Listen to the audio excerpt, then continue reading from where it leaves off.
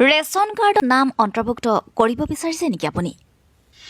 কেনেকৈ নাম অন্তৰ্ভুক্ত কৰিব পাৰে সেয়া জানিবলৈ আগ্ৰহী নেকি আপুনি? আমাৰ এই প্ৰতিবেদনত জানিব পাৰিব সকলো কথা।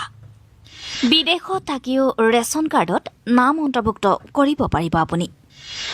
এজন সুলভ মূল্যৰ দোকানীৰ সৈতে আমাৰ এক আছুতীয়া সাক্ষাৎকাৰ শ্বেয়াৰ কৰি আনকো উপকাৰ কৰিব বুলি আমি আশাবাদী। বন্ধুসকল, আজি আমি আপোনালোকক ৰেচন কাৰ্ডৰ কি নিয়ম আহিছে নতুনকৈ, বিদেশত থকা বন্ধুসকলে কি ধৰণে তেওঁলোকৰ ফিংগাৰ ৰেচন কাৰ্ডত দিব পাৰিব, সেই বিষয়ে আমি আজি কিছু আলোচনা কৰিম। আমাৰ লগত থাকিব সুলভ মূল্যৰ দোকানী এজন। চৰকাৰে ইতিমধ্যে বহুকেইটা নিয়ম বান্ধি দিছে আৰু তাৰ মাজত দেখা গৈছে বহু বন্ধুসকল বিদেশত থাকে আৰু বিদেশত থকাৰ কাৰণে তেওঁলোক বহুত অসুবিধাত পৰি আছে। এই বিষয় নাজানে, আচলতে তেওঁলোক ইয়াত নাহিলেও হ'ব। প্ৰশাসনে ব্যৱস্থা কৰি দিছে, যি ধৰণে ব্যৱস্থা কৰিছে, কিছু নিয়ম দিছে, সেই নিয়ম মতে কৰিলে আপুনি নাহিলেও হ'ব। আৰু এতিয়াও আপোনাৰ যদি ৰেচন কাৰ্ডত নাম অহা নাই, বহুত মানুহৰ এতিয়াও ৰেচন কাৰ্ডত নাম অহা নাই, আপুনি এই সময়ত নাম লগাব পাৰিব ৰেচন কাৰ্ডত। কি কৰিব লাগিব, আমি পোনে পোনে এজন সুলভ মূল্যৰ দোকানীৰ সৈতে কথা পাতিম। ইয়াৰ আগতে আপোনালোকক এটা অনুৰোধ জনাম, যাতে ভিডিঅ'টো শ্বেয়াৰ কৰে, লাইক কৰে, কমেণ্ট কৰে, যিহেতু এই লাইক শ্বেয়াৰৰ জৰিয়তে বহুত মানুহে জানিব পাৰিব এই বস্তুসমূহ। আহক আমি পোনে পোনে সুলভ মূল্যৰ দোকানীৰ সৈতে কথা পাতিম, কি ধৰণে আচলতে ফিংগাৰ ৰেচন কাৰ্ডৰ ফিংগাৰ দিব লাগে আৰু বিদেশত থকা বন্ধুসকলে কি ধৰণে দিব পাৰিব।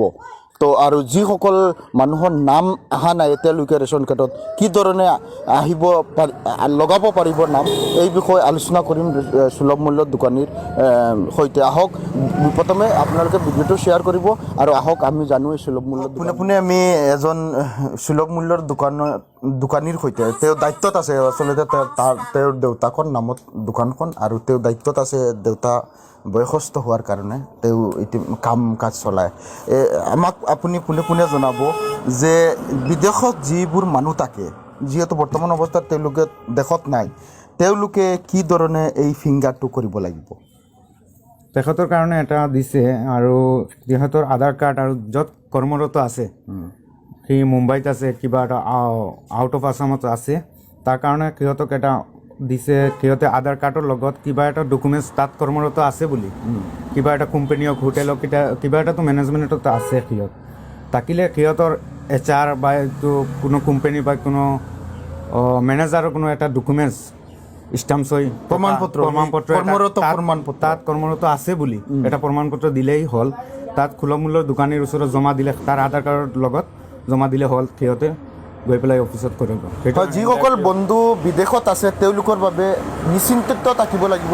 তেওঁ যিখন ঠাইত কৰ্মত আছে সেইখন কৰ্মৰ ঠাইৰ এখন প্ৰমাণপত্ৰ, কামৰ প্ৰমাণপত্ৰ আৰু তেওঁৰ আধাৰ কাৰ্ড হ'লে ফিংগাৰ হৈ যাব। তেওঁ অহাৰ প্ৰয়োজন নাই কাম নষ্ট কৰি।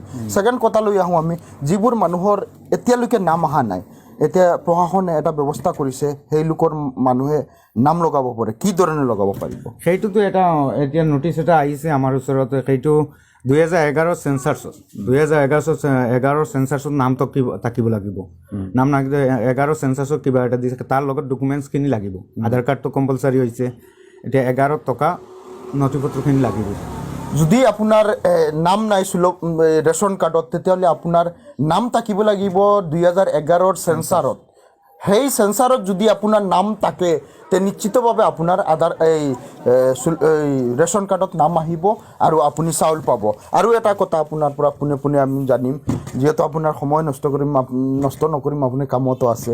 আপোনাৰ এই যিবোৰ বাচ্চাৰ যে ফিংগাৰৰ কাগজেৰে কিছু খেলি মেলি হৈছে, এনক্লোজমেণ্ট, তেওঁলোকৰ কি ধৰণৰ হ'ব যে NRCৰ কাৰণে কি বিসংগতি হৈছে? যিবোৰ তেখেতৰ যিটো সৰু সৰু ল'ৰা ছোৱালীৰ আধাৰ কাৰ্ড হোৱা নাই, হাতত ফিংগাৰ প্ৰিণ্টটো আছে, তাৰ কাৰণে এইটো এনক্লোজমেণ্ট পেপাৰ কয়, সেইটো আছে। সেইটো হ'লেতো মোৰ মেচিনত ডাইৰেক্টলি নহয়, সেইটো ইনডাইৰেক্টলি অফিচত কৰিব লাগিব। অফিচত সেই পেপাৰখিনি দিব লাগিব, তাৰ লগত তাৰ যি কাৰ্ড হোল্ডাৰ আছে, কাৰ্ড হোল্ডাৰৰ কাৰ্ডখন জেৰক্স কপি আৰু তাৰ এনক্লোজমেণ্ট নাম্বাৰটো দিলেই হ'ল। হয়, এয়া আছিল এজন সুলভ মূল্যৰ দোকানী। আৰু শেষৰ news x report time 24 Assam